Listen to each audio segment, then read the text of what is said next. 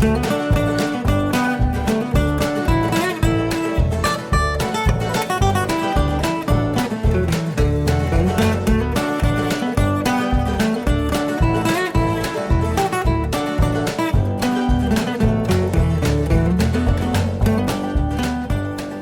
everybody, and welcome to my next vlog.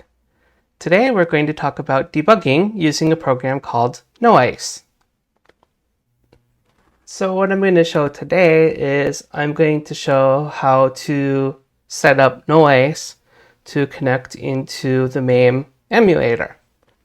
It works exactly the same on real hardware with very slight difference, and I will explain that in a minute. So to start out with, we're using a CoCo 2 emulation in MAME. And we're going to attach to this an MPI. Here we actually have a picture of a Mega Mini MPI, which I will be using later on real hardware. The way that you attach the MPI to MAME is you say ext, which is the slot on the side of the computer. And what you put in that slot is multi for multi-pack. When you put the multi-pack in MAME in, it automatically comes with a floppy controller in slot 4. This is exactly the same configuration that you would have again on real hardware. You would have your floppy controller, you have your MPI connected to the CoCo, and you would put your floppy controller in slot 4. Again, this comes automatically in MAME. So, of course, you can attach a disk image to that. In this case, I have a disk image prepared that has everything I need to do this demo called NoICE.disk. So we basically say drive 1, put in NoICE.disk. The next thing that we do is NoICE needs a way to communicate with the color computer. The monitor program that comes with NoICE for the CoCo, called CoCo, uses an RS-232 pack, and you can configure which slot that goes in. But normally the RS-232 packs go in slot 1, so that's what I have shown here. The next command, we're plugging into the external slot in the CoCo, the multi-pack, slot 1 of the multi-pack, we're plugging in an RS-232 pack into that slot. Okay, so this gives us a serial port, which we're going to use for debugging. Now we need to work on the rest of the plumbing to get that connected. The next thing that we do is the RS-232 pack that we plugged into slot 1 has a serial port on it.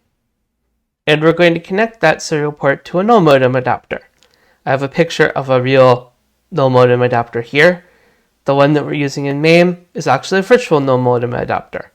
I actually don't know if it looks exactly like the one pictured, but the one pictured is a pretty standard no modem. It has here 2 and 3 receive and transmit crossed, and it has dataset ready connecting to, whatever, right? It's a standard no modem. Okay, so we've got our serial port connected essentially to a no modem cable. Next thing we need to do is we need to connect that no modem to something. So the way that MAME handles this is MAME actually has a bit banger. No, this is not the bit banger that's in the CoCo. This is a bit banger that's inside of MAME. And what this bit banger does is I have a little graph of showing some kind of a signal going by. That bit banger looks at the output from the serial port. In this case, it's connected through the no modem cable back to the RS-232 pack. It looks at that signal, and then you can connect that to something on the outside. So what we're doing here in this command is we're actually connecting that serial connection to a TCP/IP socket on port 65505. And MAME will automatically listen or connect on that port. It doesn't really matter in this case, since we haven't done anything else. it will just sit there and listen on port 65505 for something to connect to it. The only thing that we have left to do now is we'll tell NoICE, okay, we're going to connect to a particular IP address and a particular port, and that's how you connect into the computer that you're emulating. So to review, this is the complete MAME command line that covers everything that we talked about. We're using a CoCo 2B in this case. We've inserted a floppy disk in drive 1, noise.disk. We have a multi-pack. We have an RS-232 pack in slot 1 of the multi-pack. The port on the RS-232 port is connected to a no modem cable, and the other end of that no modem cable is listening on port 65505 for something to connect to it. By the way, you can do pretty much exactly the same thing on real hardware. Where we had the MAME bit banger, we're not going to use a bit banger. We're going to use a real serial port on the other end. So you have your USB to RS-232 adapter. You plug the serial port into the end of your no modem. You plug the USB port in your computer, and you run NoICE on it. And that's how the debugger is again going to talk to the CoCo. We'll talk more in detail about how this works. There's one more piece that we need to have, and that's the software that we need to run on the CoCo. This is the content of the NoICE disk image. So we have the test program, which we're going to use for example, which is sample.bin. On the CoCo end, we need to run a monitor program. The monitor program is actually what handles the communication back to NoICE, and it actually controls the execution on the CoCo, how the code is executed on the CoCo. Again, I'll go over that in a little more detail after the demo. The third thing that we need is, in order for this monitor to work correctly, we can't have any ROMs in the system. It will not work if you have the standard CoCo set up with the ROMs. So the other thing we have on the disk is the all-RAM utility. So with this in place, now let's go to demonstrate.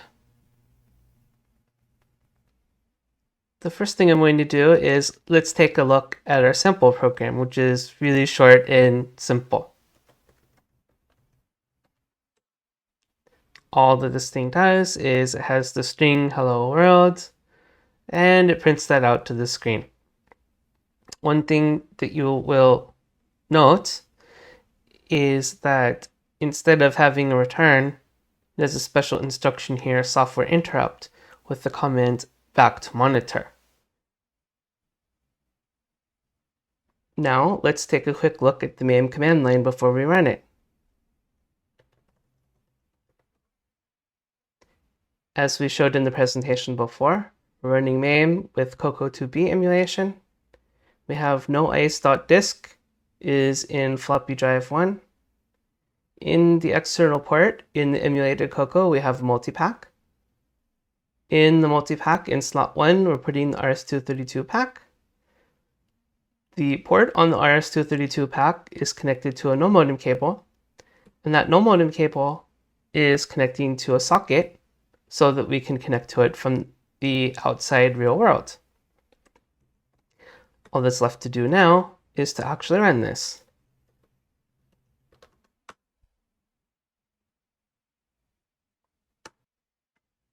Now that I have MAME up and running, the first thing that we need to do is the monitor will not work if everything is in ROM, so we need to copy all of the ROMs to RAM. Let's run that utility. This is just going to run, do its thing, and then it will say done. Okay. Now we're going to load the sample program.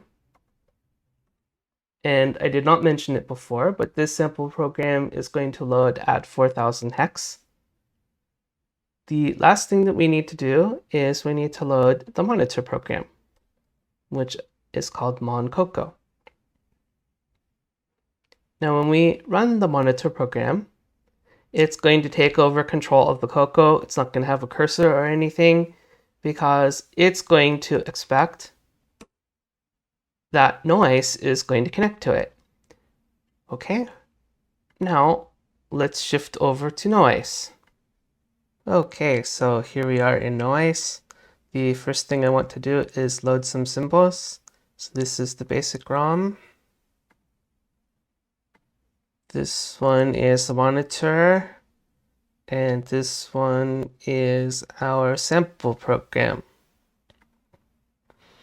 Okay, now that I have the symbols loaded, next thing to do is let's connect to the CoCo.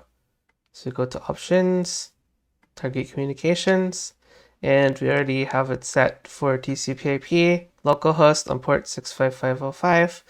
This will connect to the monitor, which is running on the CoCo, and it'll show us what it's doing. And there we are. We're sitting here at this return. So we can actually move this window around.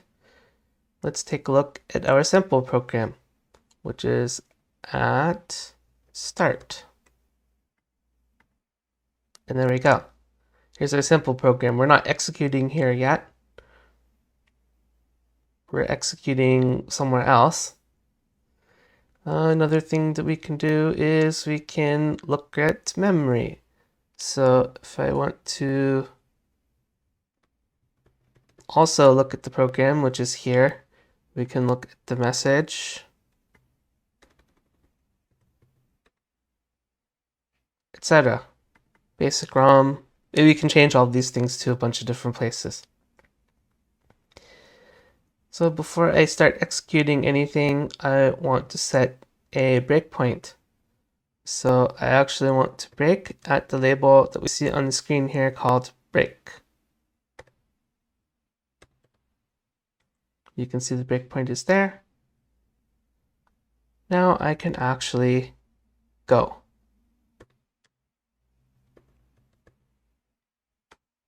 And there we go. Now we've actually hit the breakpoint. So this is going to load the address of message. I'm going to step one instruction here for the moment. This is going to load the first character of the message, which should be the H. Yep, and you can see here, this is now the second character of the message. This is now the character H. Okay. So continuing execution, it's not 0. And now we go into the basic ROM into putchar. So let's step into this one. So now we're inside the basic ROM. You can see all the labels and everything are here, which is useful. So now I'm going to switch execution modes. I'm going to use step over.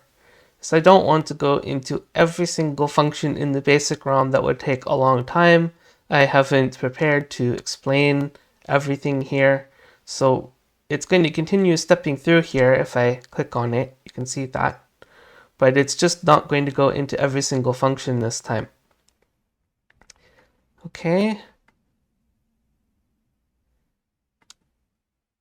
So it got the cursor position, and it has the character in the A register and the cursor position in the X register. So now we're doing some checking. No, it's not a backspace, not a carriage return, not a space.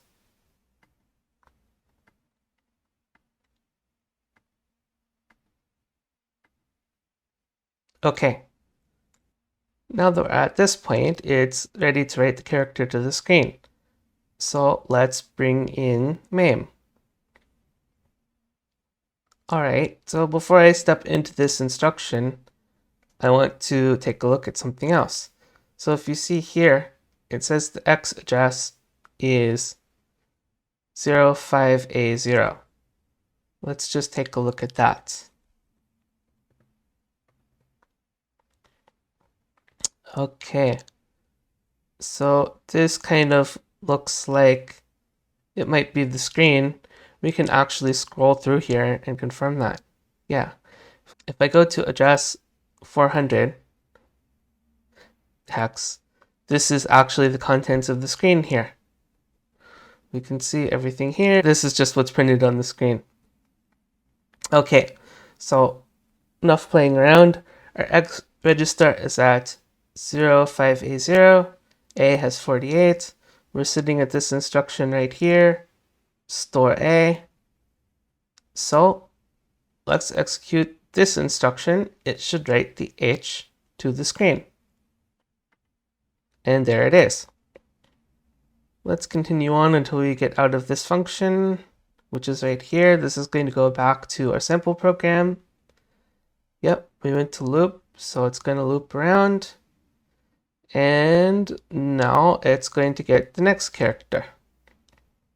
So let's keep going through here until we get to the end of the screen.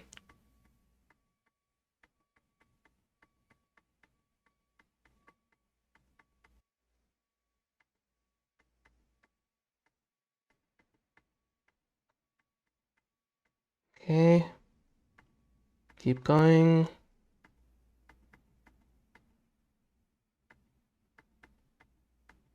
Next should be the exclamation point. There's that. Next should be the carriage return. And now we have a null character. So we're going to take this branch, get out of here, and then we go over here to done. And instead of a return, we have a different instruction here called SWI. SWI is actually a software interrupt, which is used to return back to the monitor. I'll explain that a little bit more in a minute. Okay, I want to do one more thing before we get out of here. Let's just change the message. So let's go over here to message. And instead of hello world, I just want to make this an X. We actually want this one. All right, there we go.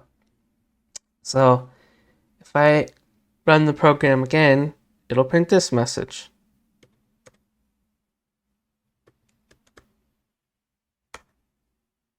Okay, and let's just tell it to go because it'll return to the monitor when it's done. And yet, there we go. That's a modified message. So this is just a sample of a little tiny program, how we would debug it. Now I'm going to go on to explain how the monitor works, a little bit about that, and I'm also going to explain what I'm planning to use this for. Okay, now I'm going to briefly explain how this thing works. This is actually an explanation of how most software debuggers work on the CoCo. Most, if not all. So the CoCo 6809 CPU does not have a special instruction for single stepping. So you have to use a software trick in order to make debugging work. So I'm going to explain that. So on the left side here, we have the sample program that we looked at. And the right side, we actually have a table that's kept inside of the debugger. The debugger is the guy who is actually the smart guy who knows where the breakpoint actually is. Okay, so suppose I want to set a breakpoint at 4001 at the label break. This is the same thing that I did in my demo. How do we actually do that? Well, what the debugger actually does is it actually reads the memory, whatever's at the address you want to set the breakpoint at. In this case, it's the instruction for LDX immediate, which is 8E. So it reads that and it sets it in the breakpoint table. Then it replaces that with an SWI instruction, software interrupt. So when you actually run this code, instead of doing load X, it's going to do SWI, and when you run it, instead of doing the load X, it's going to jump into the monitor, and the monitor is going to take over. Monitor is going to read all of the registers and everything, and then return control to you in the debugger. And if you want to continue executing the program, it actually does the reverse. So suppose you say go and you want to continue executing, you don't want this SWI here, you want your load X back. So it actually goes in, writes the load X back into memory, deletes the breakpoint, and then continues your program. Actually, it goes on to the next instruction at 4004, it puts the breakpoint in there, etc., etc.